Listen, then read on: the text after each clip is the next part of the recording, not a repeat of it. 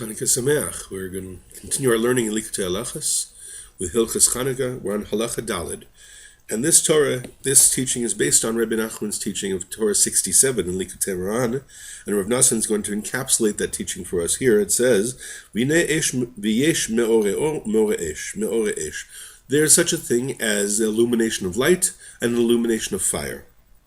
Me'ore ze bechinat Shem HaKadosh. Now the illumination of light is an aspect of the holy name, Hashem's holy name, Bechinat Latz Gavnin De'ena Uvat Ayin, the aspect of the three colors of the eye and the pupil. Now if you look at the eye, you see that there's white, there's the colored part of the sclera, and there's the black that's in the pupil, and there's the pupil itself. So those four parts of the eye correspond to the four letters of Hashem's name. Bechinat Shabbos, Shema Dikudsha B'Hu, and it's also the aspect of Shabbos. Now, Shabbos is considered to be one of God's names. God has many names with which He uses, or with which He brings the infinite light into the finite form. We've talked about this before. That in order to bring infinite light down into a finite structure, Hashem created a series of step-down transformers. Amongst them are, some people are familiar with the sefirot, the spiritual energy centers, and one of the mechanisms that Hashem created to bring light down is His name itself and the manifestations of the attributes that are embodied in His name. So one of the names of Hashem is Shabbat.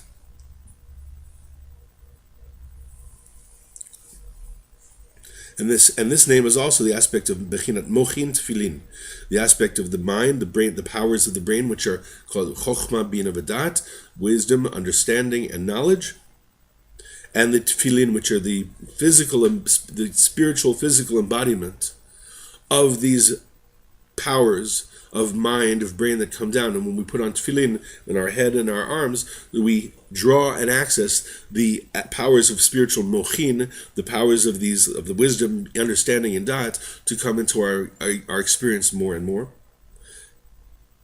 And it's also bechinat pe'er. He says this is also the aspect of pe'er, of glory, of beauty, and bechinat of Beit HaMikdash, the aspect of the temple.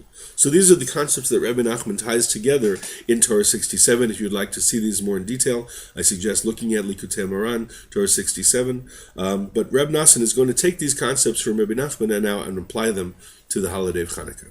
This is section Aleph. He says, "V'zeh bechinas Chanukah." This is the nature of Chanukah. Ki malchus Yavan ha'resha'a amdu alam Yisrael ashkicham Torato. Because the evil kingdom of Greece was standing opposed to the nation of Israel, trying to make them forget God's Torah. And it's a Kabbalistic statement, or I'm sorry, it's not a Kabbalist, it's also, but it's a statement of the sages that the Torah, Oraita, is called the Oraita of the light. Oraita is the name of the Holy One, blessed be He. Ki Torah hi gam ken Tanta, because the Torah is also, Tanta is the acronym for Ta'amim, Nikudot, Tagim, Otiot, Tet, Nun, Tav, Aleph, which are the four parts. When anybody who learns to read the Torah, there are four things you need to know. The Torah itself, if you've seen a scroll of the Torah, you've seen it open, you see it's just black letters on the white canvas. However, the Bal Koreh, the one who reads the Torah, has to know and remember in those letters there are the Otiot. And you'll see two things. You'll see the letters and you'll see the flags, the little appendums, the flags. They're called tagim, that are appended to many of the letters. Some of them have 3 tagim, some of the letters have 2 tagim, some of the letters have 1 tag. That's what you'll see. And these all, Rabbi Akiva, actually, it says that he was able to understand what the tagim meant and why they were there and what we're supposed to learn from them.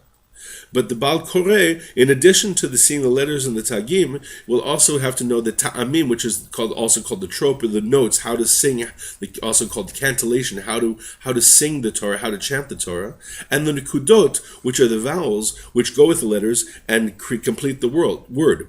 So those four parts of the Torah, again, the ta'amim, which are the trope, which are symbols also, the nikudot, which are symbols, which are points, and the tagim, the flags, and the otiot, the letters themselves, are the four parts of the Torah. And those four parts if you learn Likutei Arizal, the Rabbi Yitzchak Luria explains the nature of how these four parts relate to the four letters of Hashem, and they themselves are also part of this step-down transformer system that Hashem created to enable infinite light to come into finite reality.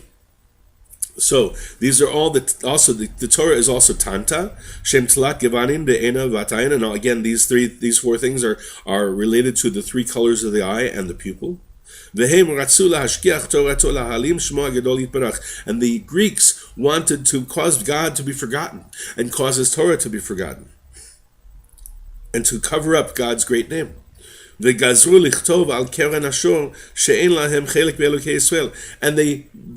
Greeks tried to subjugate and humiliate Am Yisrael, and they made a decree that we had to write on the horn of an ox that we don't have any part in the God of Israel. They wanted to completely hide the glory and beauty of the nation of Israel. This is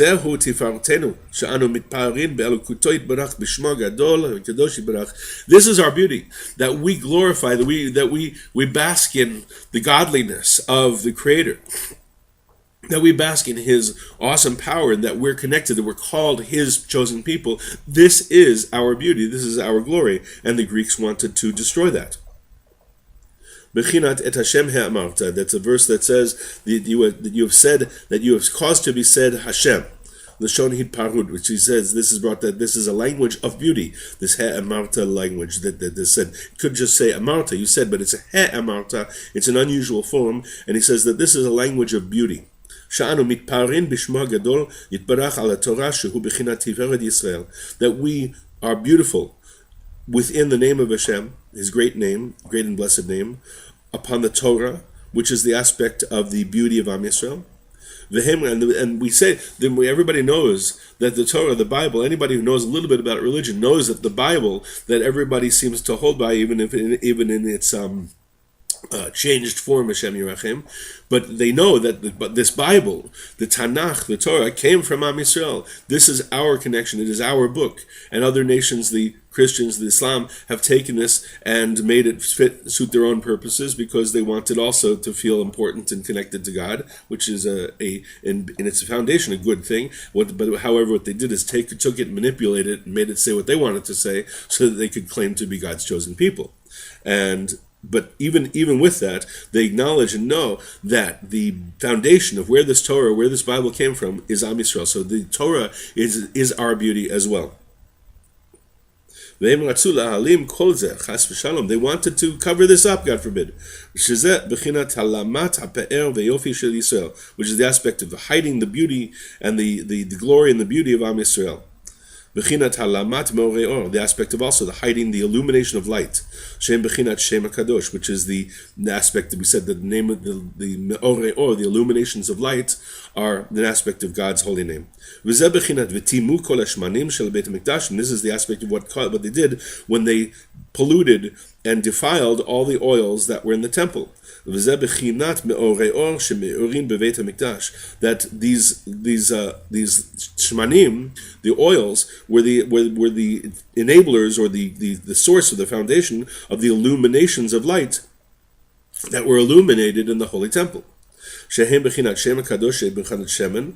that the God's name is compared to Shemen. It says that a name, the verse is brought to Bechinat L'Oreach Shemenecha Tovim Shemen Turak Shemecha K'mo Sheperish Rashi Shem Tov Nikra Al Shem Shemen Tov. And Rashi explains on this verse that the name, a good name, is compared to the fragrance that comes from good oil. And that the name, a good name, spreads out in the world, just like the fragrance from good oil spreads out in the world. They wanted to hide the aspect of the holy name, the aspect of the illuminations of light, and to, God forbid, cause a proliferation of impure names, of false names, of names of darkness. And when the house of Chashmonaim, Matidyahu and his sons Yehuda and all the Maccabees, when they strengthened themselves, God strengthened them, and they merited to defeat the Greeks, Asa'um yom tov v'kava'um b'halel v'hoda'ah. So they made these days into a holiday and established them with halel, with praise, v'hoda'ah, and thanks. B'chinat lehodot o la'alel l'shimcha gadol, like we say in the special prayer that's added in the davening, in the Shmona Esrei, and in the Birkat HaMazon, that we say lehodot o la'alel l'shimcha gadol, that these days were established in order to praise and to thank and to praise your great name. And it also says there, because that's when Hashem's name was magnified. When Am Yisrael beat the Greeks, everybody was going, wow, how did this little country, how did this little nation beat back this vast empire that's been conquering everything in its path? Everybody was amazed, and it was a glorification and a praise and a sanctification of God's name. And this is the aspect of the Chanukah candle, Shu Ner Shel Shemen, which is ideally, in its most beautiful form, we do it with olive oil. We do it with oil. Shu Bechinat Meore or Lahadlik Ulaha'ir, the aspect of the illuminations of light, to light and to illuminate. Bechinat Meore or Shem Bechinat Shem Kadosh, which is the aspect of Hashem's holy name. I think we'll pause right here because it's section Bet is a long section. And we'll continue in the next section. In the meantime, may we have a freilich and joyous Chanukah and experience the illumination of light and be able to use that light to illuminate ourselves and our loved ones, to be able to be joyful and have faith in the greatness and the perfection of the Creator who is with us at all times. Chanukah Sameach.